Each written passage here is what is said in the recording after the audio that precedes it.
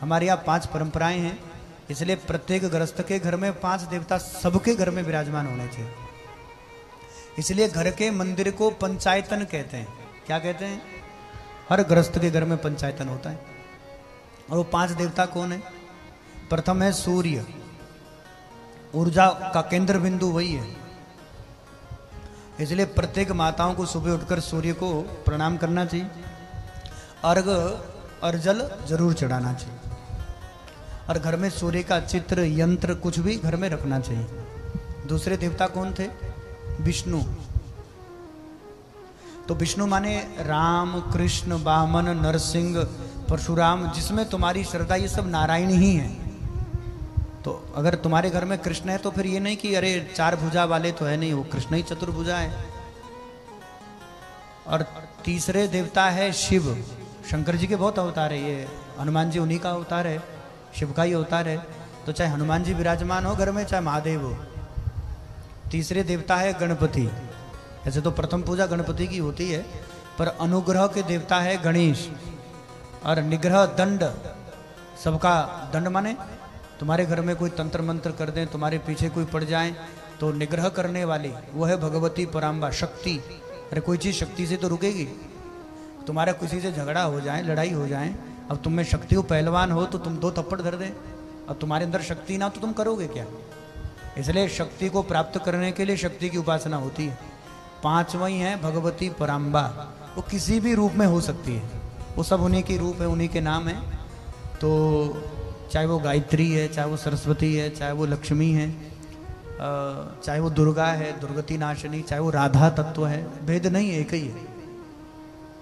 तो इन 5 की पूजा प्रत्येक गृहस्थ के घर में, तो भाई तुम्हें तो धन भी चाहिए, बल भी चाहिए, गृहस्थ के घर में सब कुछ चाहिए।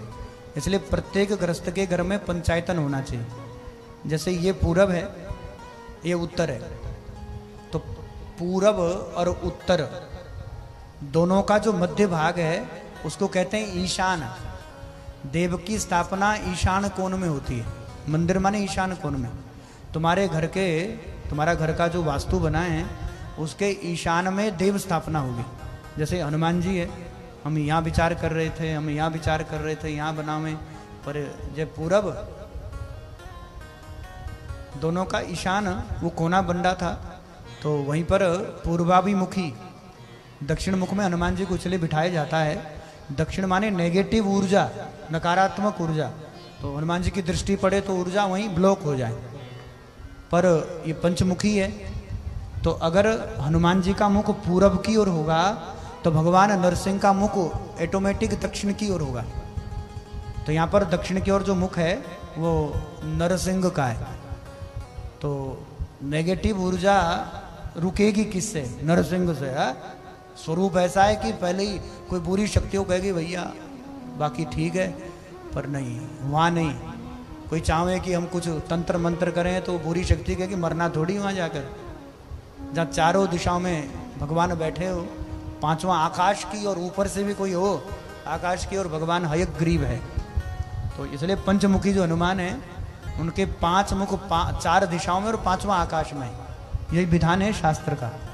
हमारे घर में अक्सर जो चित्र फोटो भी है वो कई जगह तो नेगेटिव खड़े हैं, पर लगभग पूज्य महाराज जी स्वामी रामदास जी फलोदी वाले, उन्होंने 35-40 वर्षों का रिसर्च उनका मूर्ति विज्ञान के ऊपर है, और उसके बाद उन्होंने ये पूरा डिजाइन किया है कि हनुमान जी का ये मूल स्वरूप होगा और उसकी स्थापना ये 90 डिग्री पर होगी पूरब की ओर, ताकि उसका ठीक नरसिंह मुख दक्षिण की ओर चला जाए। तो आप चाहें तो, ऐसा नहीं है कि ये शांति देवी के लिए बिठाए हैं, ये सब के लिए कोई भी आ सकता है, कोई भी दर्शन करके मत्था टेक करके जा सकता है। पर इनको यहीं बैठना था, ये पहले से कंफर्म थी बात। अब आप कोई भी आकर के दर्शन कर सकता है। और हनुमान जी की पूजन जोत आदि आप लगाएं, देसी घी, केवल देसी घी का ही जोत लगाएं। वो अच्छा हो कि वो पैकेट का ना हो, वो दुकान में जो पैकेट का आता है वो तो बिल्कुल घर में भी नहीं लगाना चाहिए। पता नहीं उसमें हो सकता है कि चर्बी हो। अब घर में अगर आपको शुद्ध देसी घी ना मिले, गाय का ना मिले, भैंस का रख लो। अरे डब्बे से, दुकान के डब्बे से तो अच्छा भैंस का घी है। कम से कम विश्वास तो है कि भैया भैंस का है, उसमें चर्बी तो नहीं है। और ना व्यवस्था हो भैया, सबसे बढ़िया तिल ले आओ, तिल का तेल निकालो और शुद्ध तिल का घर में भी दीपक जलाओ। कम से कम ये तो पता है कि मिलावट नहीं है। और पता चले हम कोई, अब नाम नहीं बताएंगे, कोई कंपनी वाले हमारे पीछे पड़ जाएं और हम सबकी कह रहे हैं भैया, हमें तो विश्वास नहीं है। बाजार में मिलने वाले डब्बा बंद घी में हमें विश्वास नहीं है। जितनी बड़ी बड़ी फैक्ट्रियां, इंडस्ट्री लगी है और डब्बा बंद जो घी बेच रहे हैं, तुम ये बताओ इतनी गाय भैंसे इनके पास है? WHO के अनुसार भारत केवल 40% दूध का उत्पादन करता है, तो इससे सिद्ध होता है कि 60% जहर खा रहे हैं। इतना नकली मिलावट घी क्यों? क्योंकि हमें दूध भी चाहिए, दही भी चाहिए, घी भी चाहिए, पनीर भी चाहिए, खोआ भी चाहिए, मिठाई भी चाहिए, सब दूध से बनती है। अब दूध के लिए तो गाय भैंसे चाहिए। कोई कोई परिवार बचा है जिनके पास अभी भी गाय भैंसे रखी है घर में, और ये जरूरी नहीं कि आगे बहू आएगी तो भी रहेगी, पर चलो जब तक चल रही तब तक तो बढ़िया घर का घी दूध खाओ, स्वस्थ रहो, हष्ट पुष्ट रहो। जब तक घर वाले चला रहे हैं काम तब तक बड़ी। गुरुजी हमारे कहते थे हमें, जब कोई मिठाई लाते थे, कुछ सामान लाते थे तो बंटता था प्रसाद, तो एक बात गुरुजी हमें हमेशा कहते थे, मुफ्त के चंदन घिस मेरे नंदन। मुफ्त का चंदन है, जब तक मिल रहा खूब घिस खूब लगा माथे पर है, तो जब तक व्यवस्थाएं बन रही है तब तक खूब बढ़िया शुद्ध भोजन कीजिएगा। तो कहने का अभिप्राय यह है कि ये प्रत्येक गृहस्थ के लिए नियम है।